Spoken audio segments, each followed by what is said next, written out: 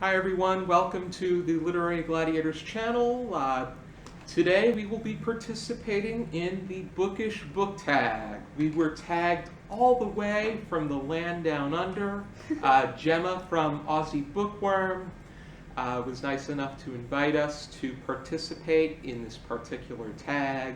And because we are a group of gladiators, myself and two other people will be participating.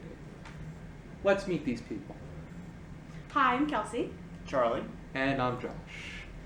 And we have here 10 questions that we're going to provide a bookish answer for, and then we're going to tag 5 people.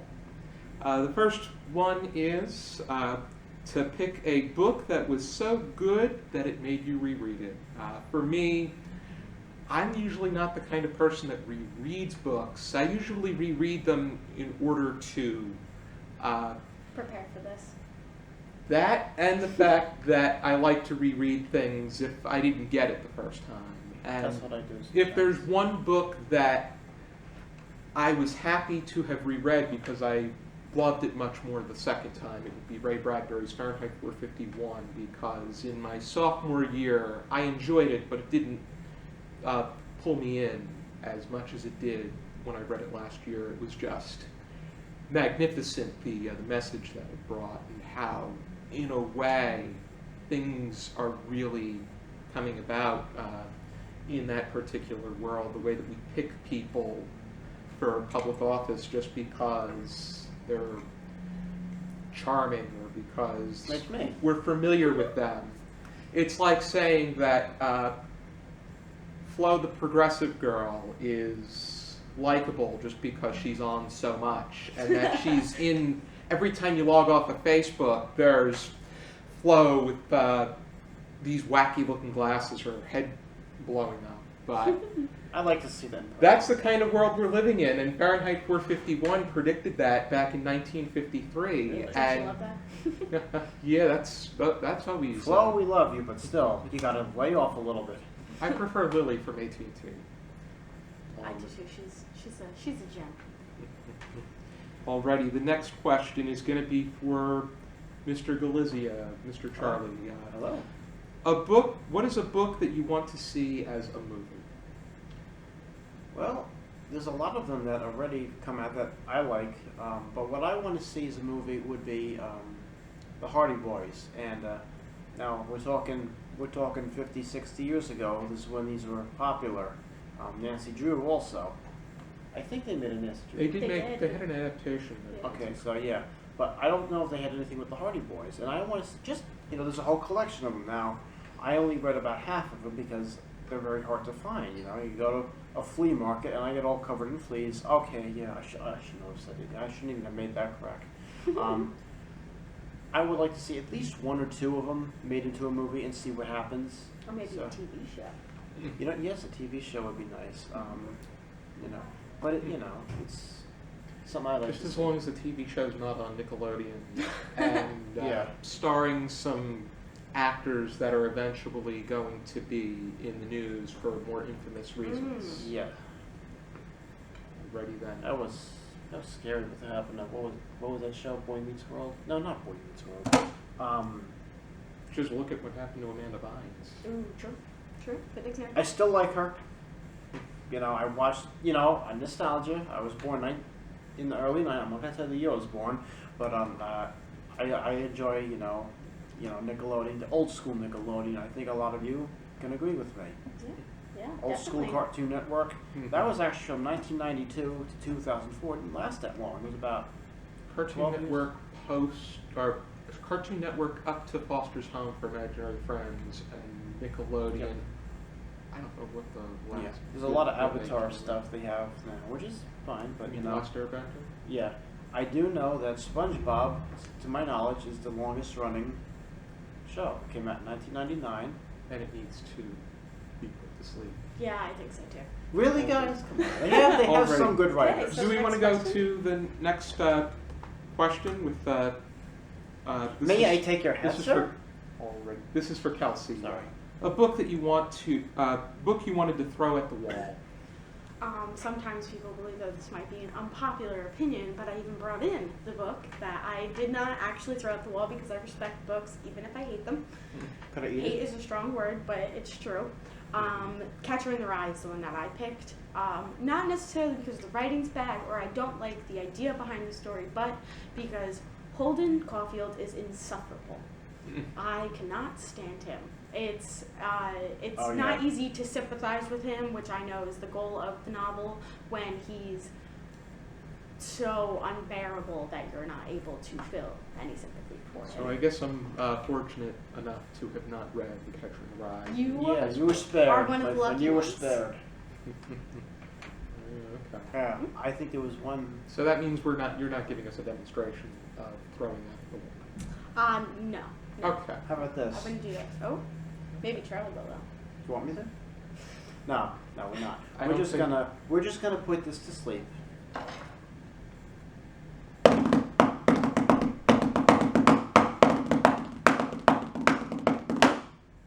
Are you going to make Charlie pay for the damage? Wait, what damage? There's no damage. Up Okay. here there is. No. Our next question is also for Charlie. That's Um, me. A book that you've once had on your bookshelf for ages that you really want to read but still have not. Ah, man. I might have read it when I was little, but it's. I think on this one. I have a lot. I have a bookshelf, and the back of it just caved in on me. It was The Little Engine That Could. You've never read The Little Engine That Could? I haven't. I read it when I was real little, but most of it's gone. And I always wanted to go back to it, but. Well, maybe that could be your weekend plan. Yeah. No, you And should, you know what? it'll take you about 15 minutes. Yeah, it's not a long book, but. If you're eating cookies and I went to the library and the librarian actually read The Little Engine That Could. Yeah, I mean, I do know the synopsis about it. It's the little engine that couldn't go up the hill with all the encouragement. Yes, it made it. But The little engine had a train full of toys to deliver to the children, yes, and it I eventually. think I can. I think I can, and that's the message, no? Mhm. And you look at it when you're 24 now. That's me. So, well, now you can find out the year I was born. But anyway, that's the message. Don't give up. Keep trying. Keep trying. No matter what's going on. Oh, my house broke down. Well, okay, no. That's a little drastic. Sorry, but no, still, that people rebuild. We rebuild from what happens. Things like that. God forbid that ever happened to anybody. And I've had some unfortunate incidents in my life that I thought I would have rebuilt from, but I did. Look where I am now. No, that's what matters. Yeah. Where you end up, not where you start. Exactly. As long as you're progressing. Already. And I like progressing too. And progressing to I the do next not. question. Sorry. Already. The next question. Before I answer the question, I just wanted to make mention to the fact that we are at the Ocean County Library that was nice enough to allow us to film at their location. A big thank you. And Very big thank you. I'm really, really excited to be participating in a filming where just the best possible place because We're it's in a library. with books Yeah. and we Two love stories. reading. 2 stories But- worth of books. and- I did a pun. Sorry. I also wanted to thank Jeremy Pewick for helping us get in. He referred me to a woman named Judy Clayton, who was very instrumental in helping us get this particular room and So thank you. allow this to happen. We're going to have a few episodes this season where they will be filmed here at the library. Right now it's raining outside and we're having a thunderstorm, so if I go, that's the thunder. Yeah, we'll see if we have that. But the fifth question is a book or book series you would have never read if someone hadn't recommended it to you. As funny as it is to say, the way that I got my favorite novel, Flowers for Algernon, was as a Christmas gift that I did not even ask for. The only time I really remember the premise of it was in an episode of the Rugrats. It was the episode where Chucky had allergies and went to the specialist, and they conducted an experiment on him. That they did the same experiment on a rat, and he it cured him of his allergies for a short period of time because it wore off on the rat first, but it wore off on him. But and it also was something that I was egged on to read because there was an anatomy class during my senior year of high school. I took environmental science, which I really liked the class, but because the teacher was more of an English history person like myself, for an anatomy class she had them do a PowerPoint presentation on Flemish for Algernon. So there were friends of mine, one of which is a really good friend, while they were reading that, I decided, why don't I pick up the book and read it myself? And I finished it in about a week, and it was excellent experience. If there's a book I reread just for the sake of rereading, that'll be the one. So That's a book I'd like to revisit personally. definitely read it. You should. Very good. Alrighty. Let's go to question number 6, which I'm also answering. Book number raining 6. a lot. A book you thought you wouldn't like, but surprisingly you really enjoyed. That was. I would say that because my grandfather said that he wasn't fond of it, it would be The Innocent Man, Murder and Injustice in a Small Town by John Grisham. But then again, it's probably because he wasn't fond of the fact that it was different from his other works.